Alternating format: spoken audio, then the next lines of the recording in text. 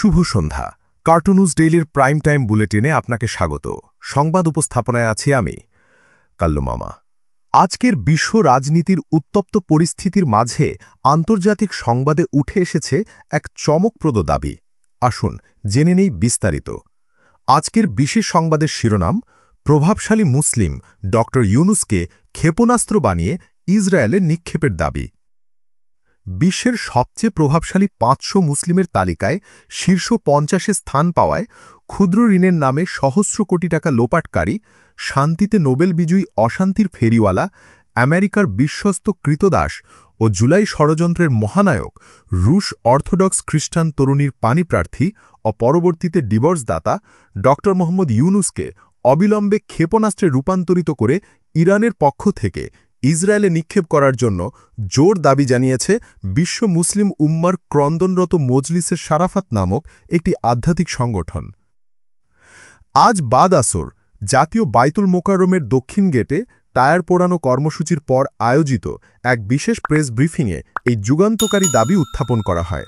অনুষ্ঠানে সভাপতিত্ব করেন সংগঠনের আমির পিরানে পীর হজরত আল্লামা রকেট সিদ্দিকী।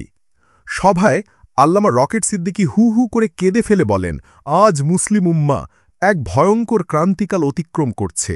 একদিকে ফিলিস্তিনে মাসুম বাচ্চাদের রক্তের বন্যা বইছে, অন্যদিকে জর্ডানের এক ভুঁইফোড় প্রতিষ্ঠান আমাদের ইউনুস সারকে বিশ্বের সবচেয়ে প্রভাবশালী মুসলিম বানিয়ে দিয়েছে। আপনারা বলেন, এই প্রভাব দিয়ে আমরা কি করব? এই প্রভাব কি রুটি দিয়ে চুবিয়ে খাব, নাকি এই প্রভাব দিয়ে ইসরায়েলি ট্যাঙ্কের উপর হামলা করব?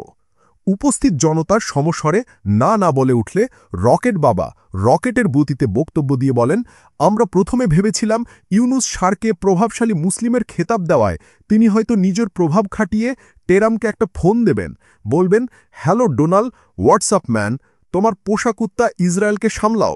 কিন্তু হায়, 10 মাস পেরিয়ে গেলেও তিনি টু শব্দটি করেননি। তার মানে এই প্রভাব কোনো সাধারণ প্রভাব নয়, এ এক বিশেষ পারমাণবিক প্রভাব যা খালি চোখে দেখা যায় না।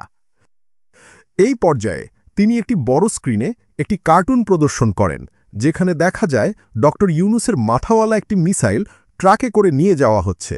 ছবিটি দেখিয়ে তিনি বলেন, এই দেখুন, কার্টুনুজ ডেইলি নামক এক আধ্যাত্মিক মিডিয়া আগেই জানতে পেরেছে ড ইউনুস সাহেবের আসল পরিচয়। তিনি মূলত একটি মানব মিসাইল। আমেরিকানরা তাকে মুসলিম দেশগুলোতে বিভেদ সৃষ্টির জন্য স্লিপার সেল হিসাবে রোপণ করেছিল, কিন্তু আল্লাহর মায়ের দুনিয়ার বায়ের সেই মিসাইল এখন আমরা মুসলিম উম্মার পক্ষে ব্যবহার করব। কিভাবে এই অসম্ভবকে সম্ভব করা হবে? সাংবাদিকদের এমন প্রশ্নের জবাবে রকেট বাবা বলেন, আপনারা ক্ষুদ্র ঋণের কিস্তি আদায়ে তার প্রতিষ্ঠানের মাঠকর্মীদের দেখেছেন? কি ভয়ঙ্কর তাদের প্রক্রিয়া! আমরা সেই একই প্রক্রিয়া ব্যবহার করব।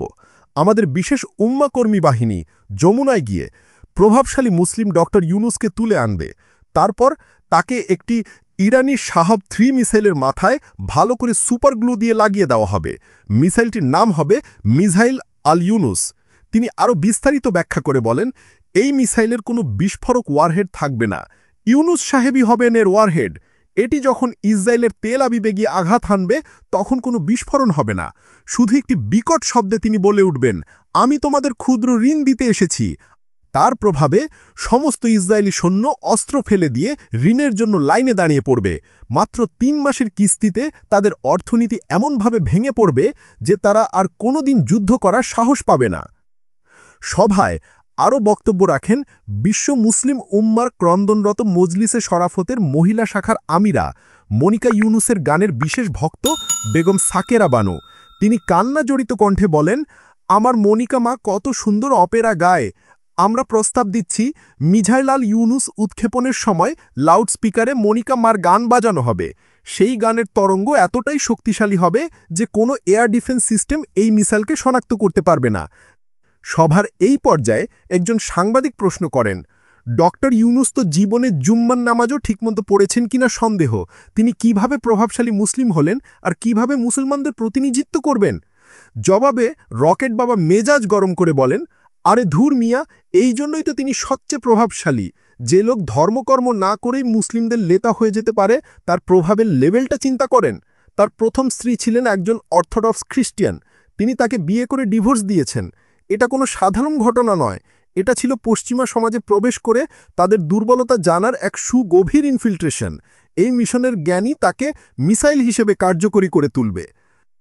সভা শেষে এই মর্মে একটি প্রস্তাবনা পাশ করা হয় যে আগামী 7 দিনের মধ্যে ডক্টর ইউনুস স্বেচ্ছায় নিজেকে মিসাইলে রূপান্তরিত করার জন্য ইরানের দূতাবাসে যোগাযোগ না করলে বিশ্ব মুসলিম উম্মার ক্রন্দনরত মজলিসে শারাফাতের কর্মীরা তাকে তার যমুনা বাসভবন থেকে তুলে নিয়ে সরাসরি তেহরানের ইমান খোমিনি এয়ারপোর্টে হস্তান্তর করবে।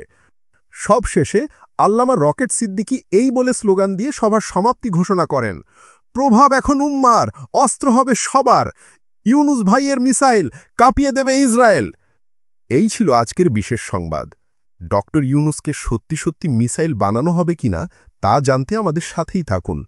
ভিডিওটি ভালো লাগলে অবশ্যই লাইক করুন, বন্ধুদের সাথে শেয়ার করুন এবং কমেন্টে আপনার মূল্যবান মতামত জানাতে ভুলবেন না। আমাদের চ্যানেলটি সাবস্ক্রাইব করে রাখুন আরও এমন মজার রম্য ভিডিওর জন্য।